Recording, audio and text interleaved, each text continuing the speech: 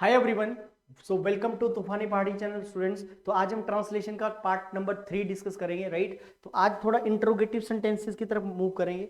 जैसे मैंने एक हिंदी में सेंटेंस लिखा, क्वेश्चन नंबर 1।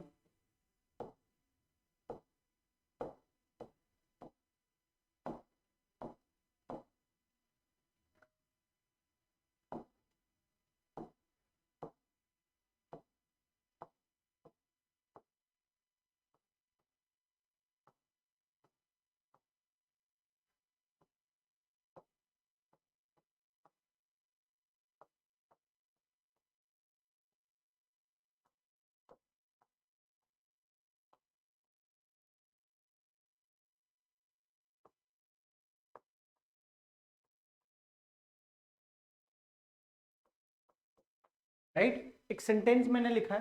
मैंने बोला क्या करें क्या ना करें, यह निर्णय लेना कठिन था, राइट। सो ये WH वर्ड से जाएगा, क्या करें क्या ना करें। अब इसको आप ट्रांसलेट करोगे यह यह निर्णय लेना कठिन था। पास्ट टेंस में चल रहा है, वाक्य था में चल रहा है, था में चल रहा है तो मतलब पास्ट में जाना पड़ेगा हमें, राइट। तो इसकी ट्रांसलेशन जब आप करोगे तो कैसे बन जाएगा, what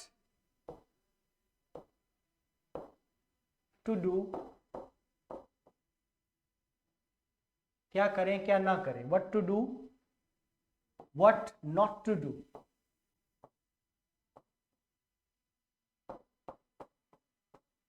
what not to do,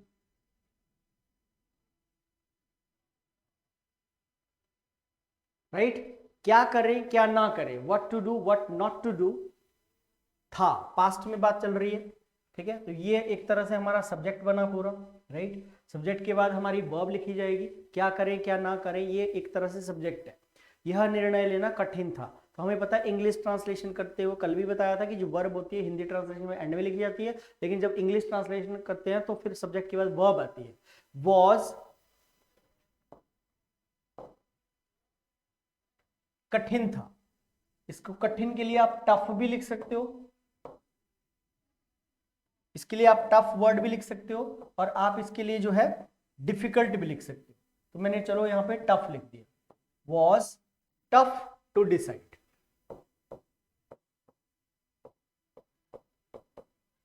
और कल जो मैंने आपको होमवर्क दिया था पिछले सेशन में, वो मैंने आंसर सभी बच्चों को चेक किया था, वो आंसर सही था आप लोगों का, ठीक है। जो भारत नेपाल और भूटान को चीनी और नमक देता है, ठीक है ना, देता है तो गिव्स आप सभी लोगों ने सही लगाया, ठीक है। उसका आंसर मैं कमेंट भी कर दूंगा कमेंट बॉक्स में। तो इसकी ट्रांसलेशन कुछ इस तरह से बन जाएगी स्टूडेंट्स, व्हाट टू डू और what not to do was tough to decide, ठीक है। अब दूसरा एक और सेंटेंस आज मैं करवाऊंगा आपको, दैट इज भारत का प्रत्येक नागरिक अंग्रेज के हाथों में किसी पशु के समान था। भारत का प्रत्येक नागरिक अंग्रेज के हाथों में किसी पशु के समान था। सेकंड सेंटेंस की तरह मूव करते हैं, ठीक है। भारत का प्रत्येक नागरिक, सेकंड सेंटेंस है, भारत का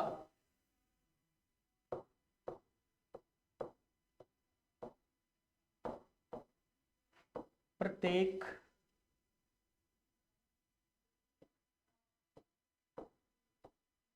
नहीं, भारत का प्रत्येक नागरिक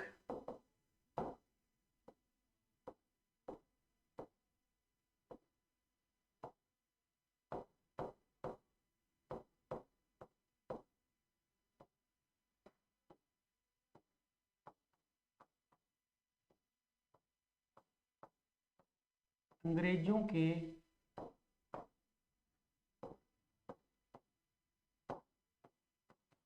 हाथों में किसी पशु के समान था, किसी पशु के समान था।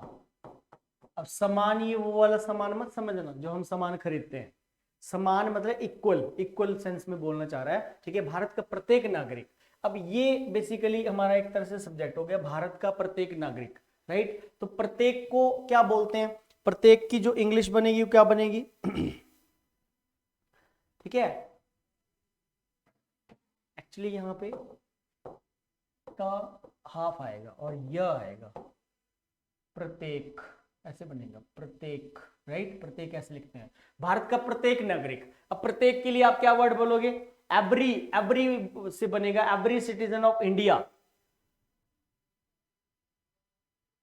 है ना। भारत का प्रत्येक नागरिक की इंग्लिश क्या बनेगी, एवरी सिटीजन ऑफ इंडिया, है ना। भारत का प्रत्येक नागरिक, एवरी सिटीजन ऑफ इंडिया था। अब ये एक तरह से सब्जेक्ट हुआ, तो इसके बाद वर्ब लिखी जाएगी, वॉज, था की बात कर रहा है, पास्ट में बात कर रहा है, वॉज, ठीक है, किसी पशु के समान था, अंग्रेजों के हाथों में किसी पशु के समान था।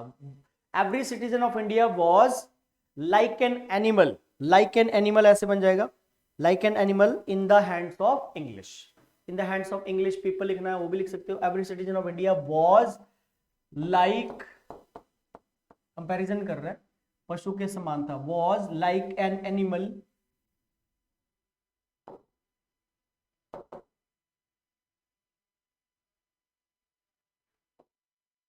was like an animal in the hands of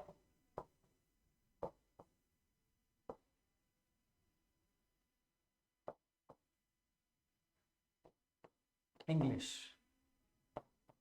right. जब भी इंग्लिश वर्ड आता है तो इंग्लिश आप एक लैंग्वेज के लिए भी यूज कर सकते हो, और इंग्लिश बेसिकली एक जो है आपका किसी अंग्रेज के लिए भी यूज होता है, सिटीजन को भी रेफर करता है इंग्लिश वर्ड, और इंग्लिश वर्ड एक भाषा के लिए भी यूज करता है, ठीक है। तो ये सेकंड सेंटेंस मैंने आपको ऐसे बता दिया, भारत का प्रत्येक नागरिक अंग्रेजों के हाथों में किसी पशु के समान था। So every citizen of India, every citizen of India, every citizen of India was like an animal in the hands of English, या इंग्लिश पीपल भी लिख सकते हो। जब इंग्लिश लिख दिया तो वो भी अंडरस्टूड है कि आप इंग्लिश पीपल की ही बात कर रहे हो, ठीक है। तो अब मैं यहाँ पे 2-3 एग्जाम्पल आपको घर के लिए होमवर्क दूंगा, आप लोगों ने ट्राई करने हैं। इसके बाद मैं डायरेक्ट ट्रांसलेशन का जो 4th पार्ट रहेगा उसमें मैं अब स्टैंजा उठा लूंगा, फिर पैसेज ही करना स्टार्ट कर लेंगे, ठीक है, क्योंकि अब सेपरेट मोड में हमने कर लिया, ठीक है।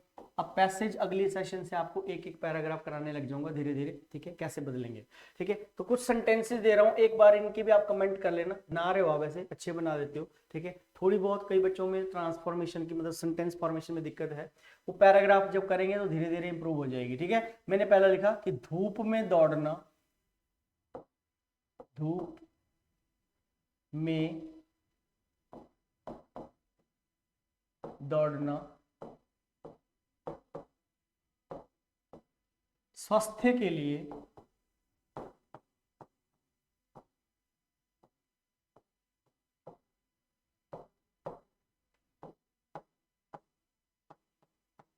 हानिकारक होता है, हानिकारक होता है। बार बार बोल रहा हूं, हिंदी में जो वर्ब है वो एंड में ही मिलेगी आप, लेकिन इंग्लिश में सब्जेक्ट वर्ब ऑब्जेक्ट वाला रूल अप्लाई किया करो, ठीक है। सेकंड सेंटेंस,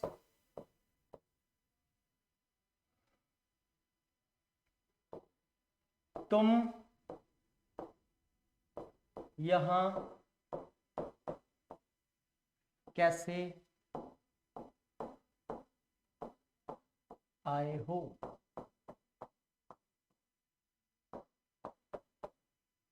थर्ड, वह, एक क्वेश्चन वाले दे रहा हूं थोड़े, कैसे आ गए तो हाउ, वह तुम्हारा क्या लगता है। ट्राई करना, बड़े बेसिक से सेंटेंस है स्टूडेंट्स, कोई ज्यादा टफ नहीं है, ठीक है। तो आप एक बार ट्राई कर सकते हो इनको, ठीक है। धूप में दौड़ना स्वास्थ्य के लिए हानिकारक होता है, तुम यहाँ कैसे आए हो, ठीक है, मतलब किस काम से आए हो ये बोलना चाह रहा है। तो वह तुम्हारा क्या लगता है, 5 वाक्य देके जा रहा हूं आपको, ठीक है। ये 5 सेंटेंस आपने बना के लाने हैं। चौथा सेंटेंस एक और देखिए, 4th, वह सुबह से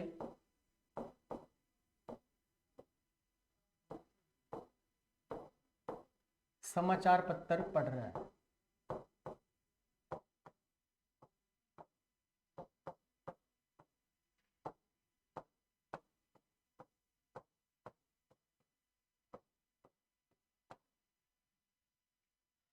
पांचवा,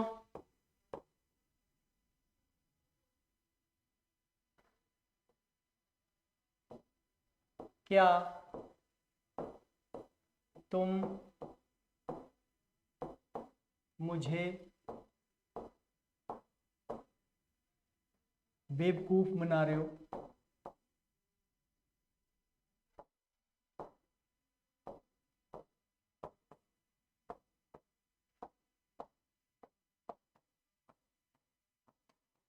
ठीक है जी, तो ये 5 क्वेश्चंस हैं, ये आपको होमवर्क है, पांचों सवाल। ठीक है, अगर आपने इन पांचों के आंसर सही से दे दिए, अगर मैं वहां पे कमेंट बॉक्स में आपकी चार्ट चेक कर लूंगा, ठीक है, तो आई होप ये आप बना लोगे इजीली। ठीक है, इसमें पहले 2-3 क्वेश्चन मैंने थोड़े से आपको अलग से तरीके से दिए, WH वाले भी है इसमें, क्वेश्चन वर्ड वाले में 2 सेंटेंस, तो आप ट्राई करना स्टूडेंट्स। ठीक है, अगली क्लास में फिर मैं पैसेज से स्टार्ट करूंगा। ठीक है, so do comment your answer,